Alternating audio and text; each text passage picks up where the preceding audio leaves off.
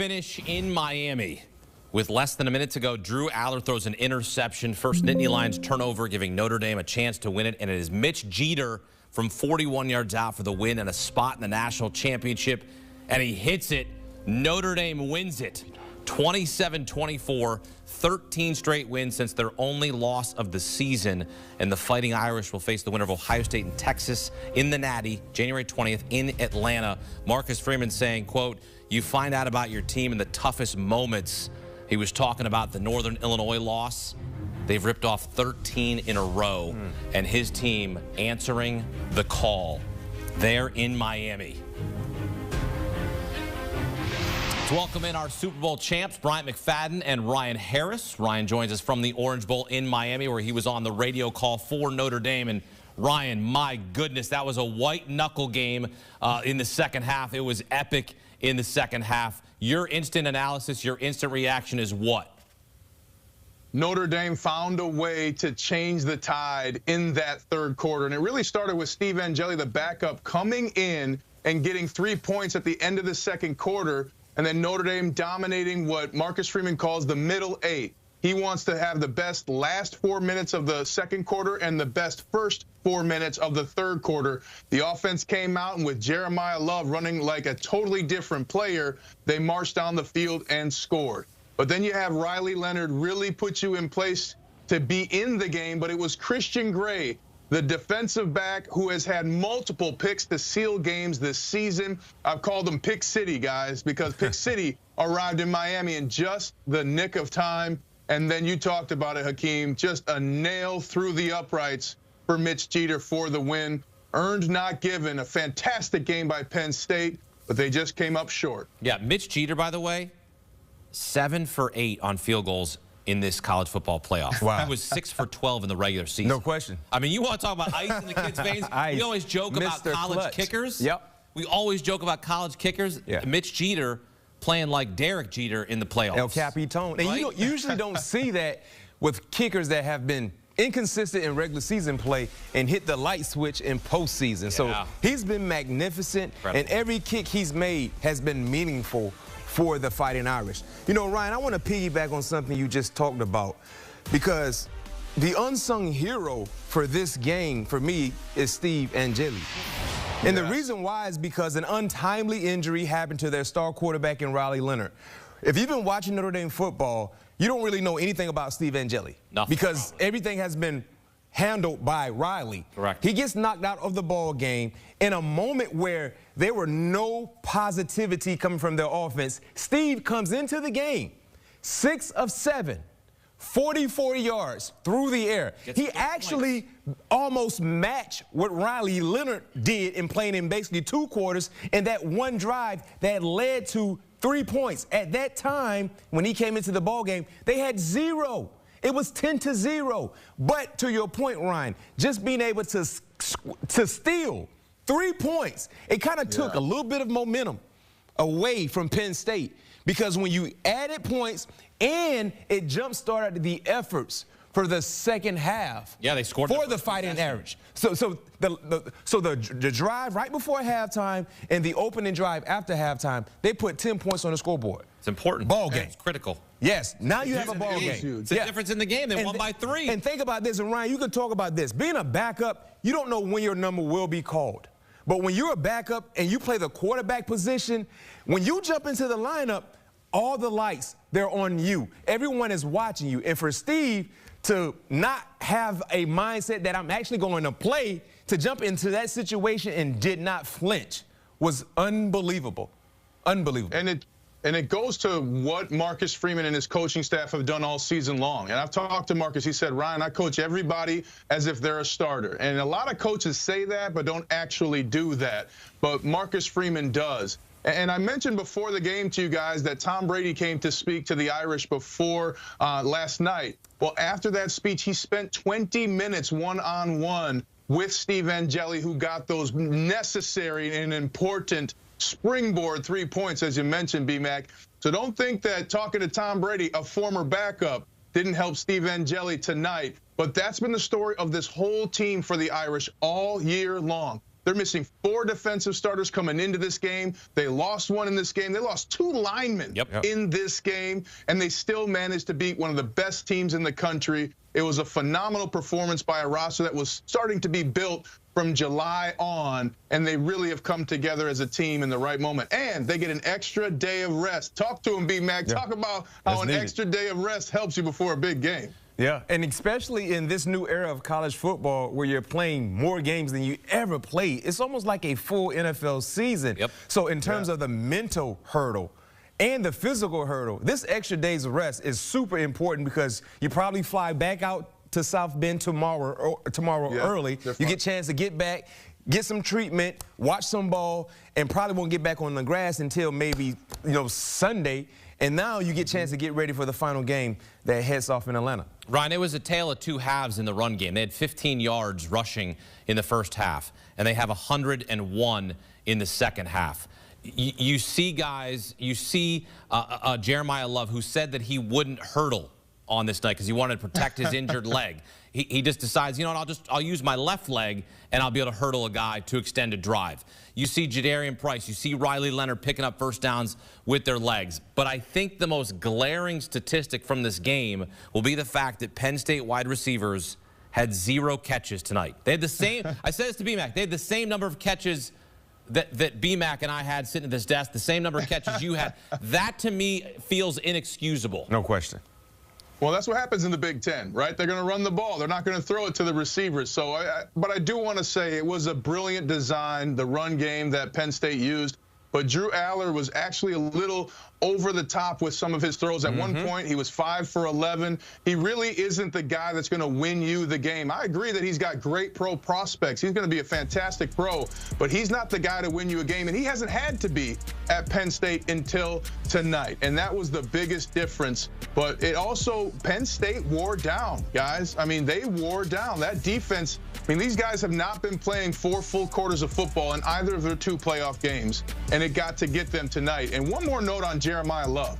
How about his touchdown where he hurdled a guy, ran over a guy, and dragged 3 of them into the end zone? I mean, what a spectacular effort. And that's one of the best things about playing in big games like this. You get to see your teammates do heroic things that are above and beyond their already elite skill set.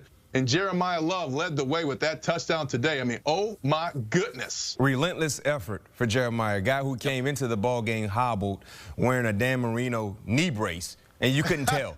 He left it all on the line. But that's what you want to see from your big-time players in big moments. And with the Steelers, Mike Tomlin used to tell us all the time, in a 5-star matchup, I need my 5-star players to show up. And unfortunately for Penn State, their 5-star player and their quarterback, Drew Aller, did not show up. And that's the most glaring stat, I think, in this matchup, Ryan, because coming into tonight's matchup, you talk about the prospect that he is. He already made the announcement that he's returning to Penn State, but many felt like he would be a draftable player, right? The same can't be said about Riley Leonard, but Riley Leonard outplayed Drew Aller.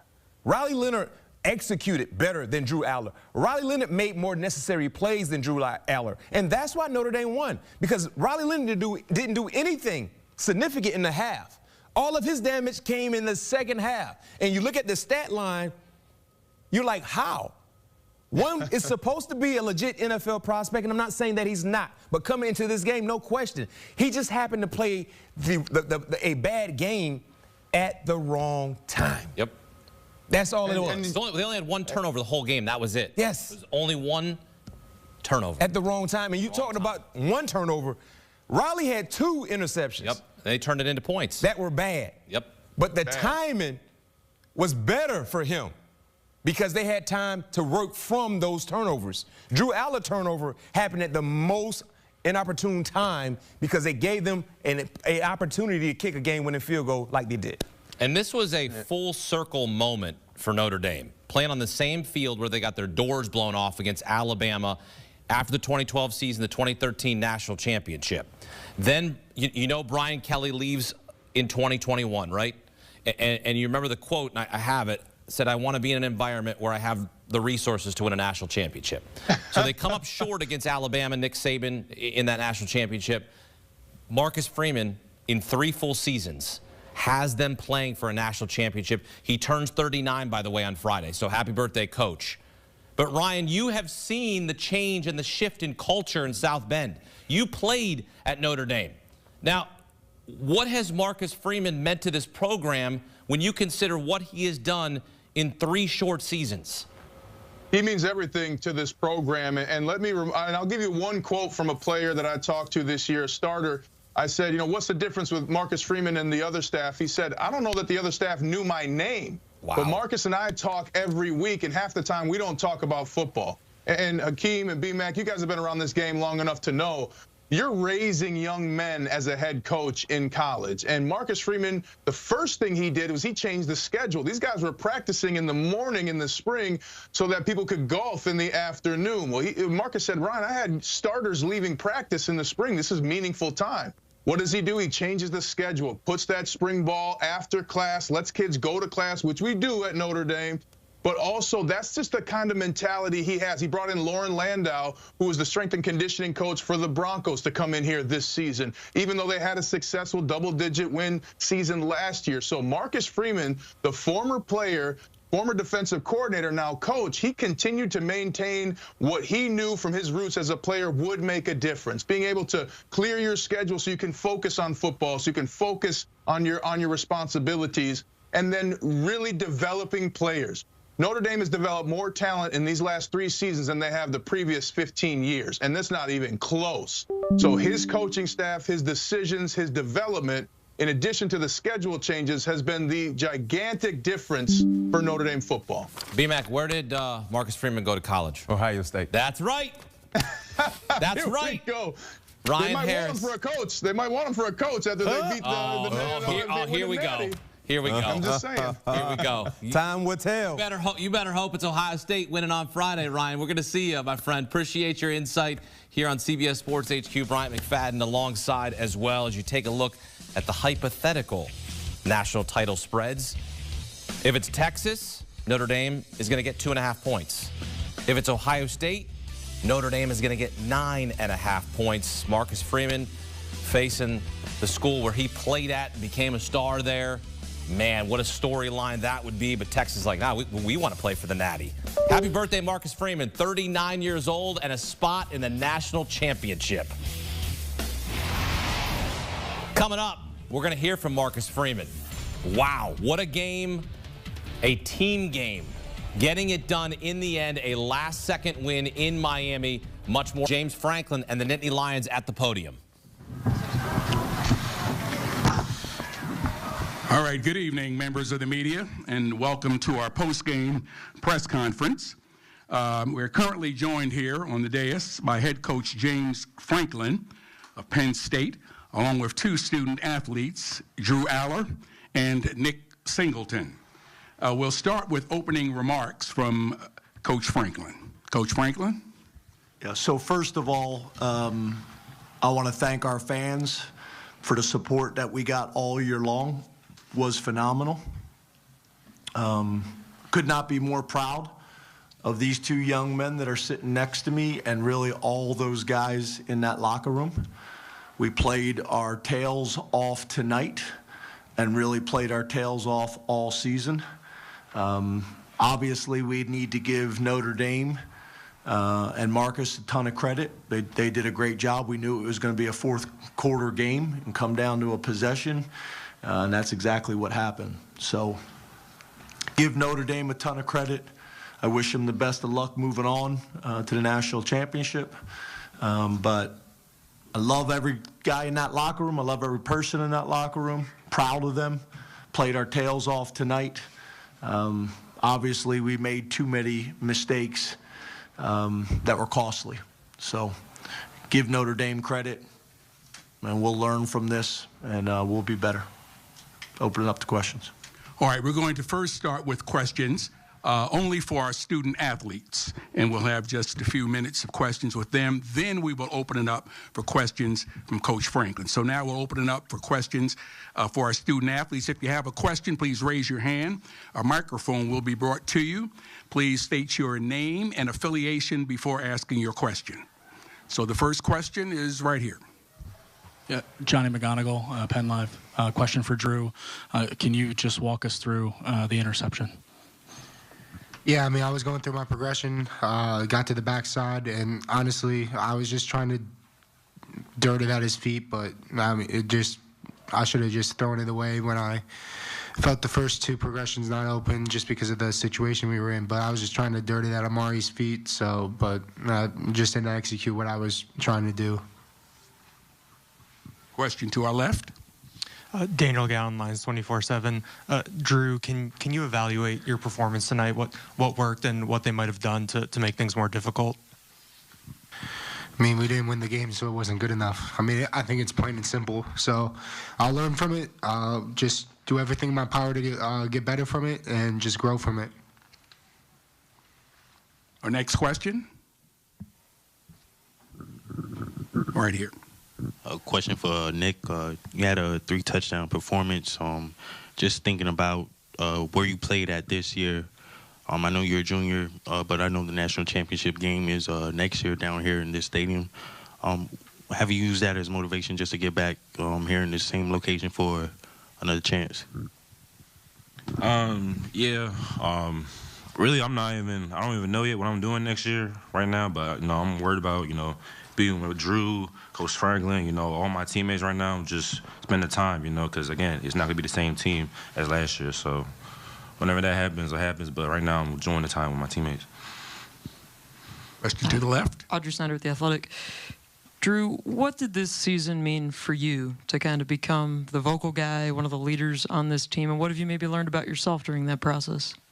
I learned a lot about myself, and I think it's a credit to the coaching staff for just allowing me to be me. I think I grew a lot on the field, off the field, so just looking forward to continuing to grow, learn more about myself, get better in any way I can, on the field, off the field. So I'm just looking for the opportunity. I'm definitely going to learn from this, but yeah, I'm just going to learn from it and, move on and take it on the chin right now. We're going to have 2 more questions for our student athletes. Our next question. Right here. Adam Rittenberg with ESPN. Drew, I know third down was big on both sides of the ball. What did you see them doing, or why was it so hard to convert those third downs tonight?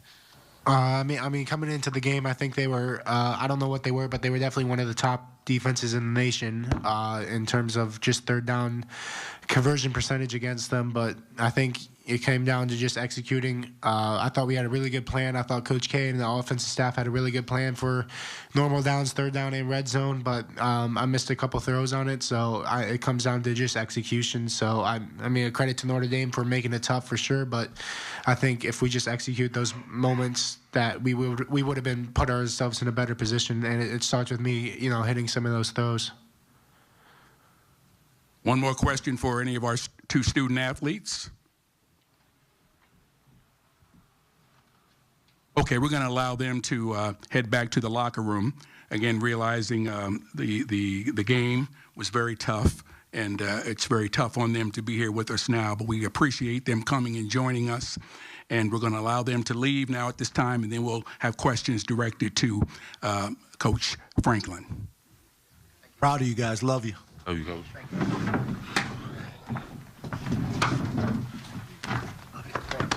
Sorry.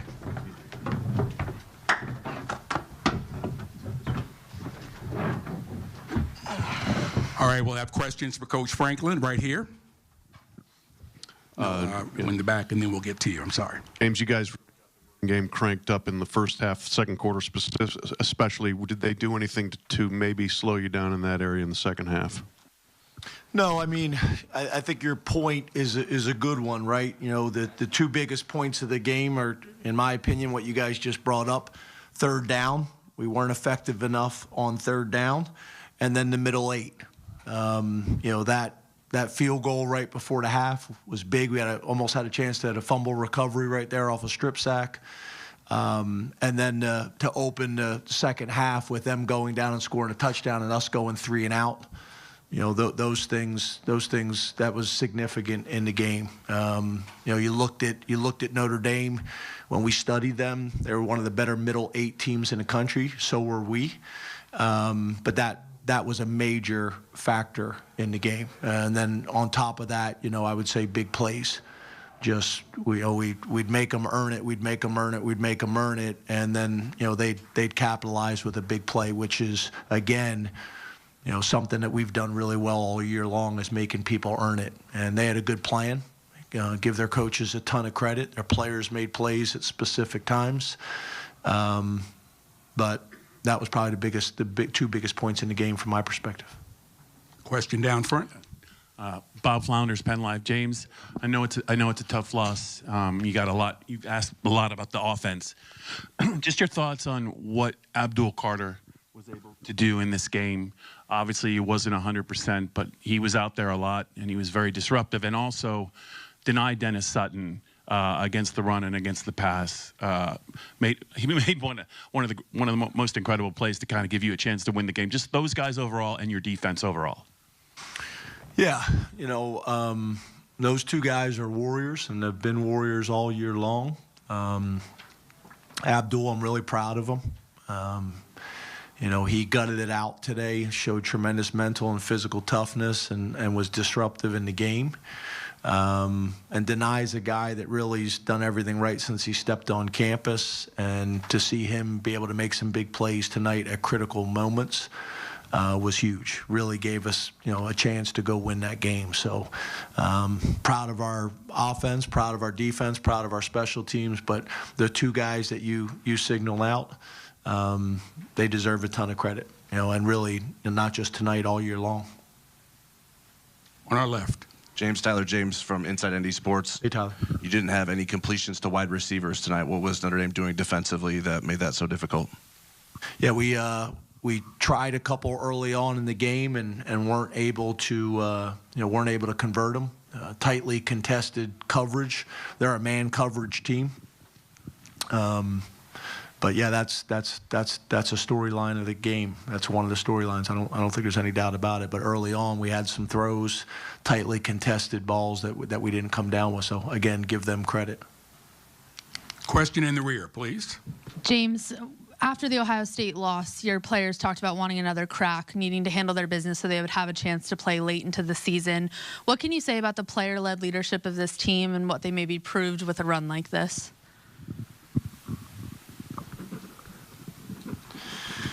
Yeah, when you're talking about a 16-week season now that we have in college football, there's opportunities to bounce back from setbacks. Notre Dame, was able to do it, and we were able to do it.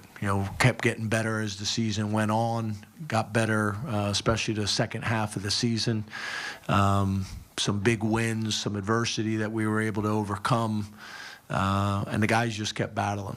So I could not be proud of the young men in that locker room and the staff and how they represented Penn State in the Big Ten all season long. So they deserve a ton of credit.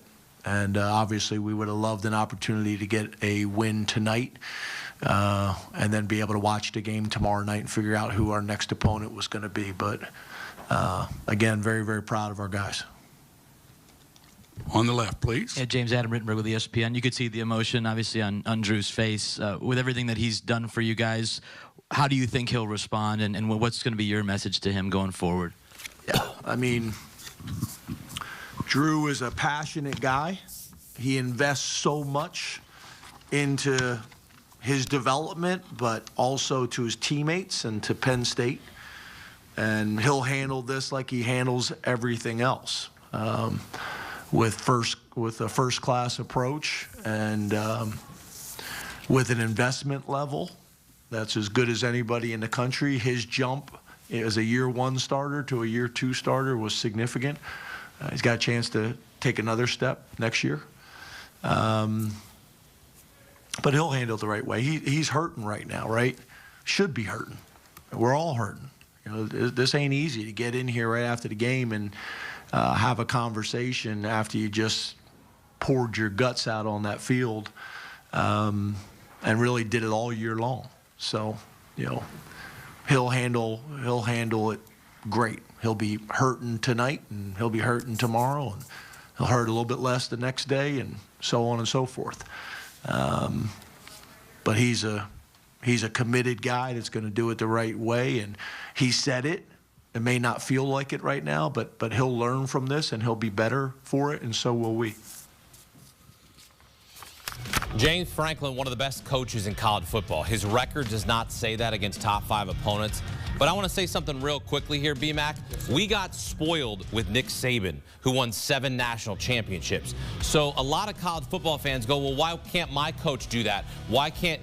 There's only one Nick Saban. There's only one Bill Belichick. Winning a national championship, this is the most obvious statement you'll ever hear. It's not easy to do.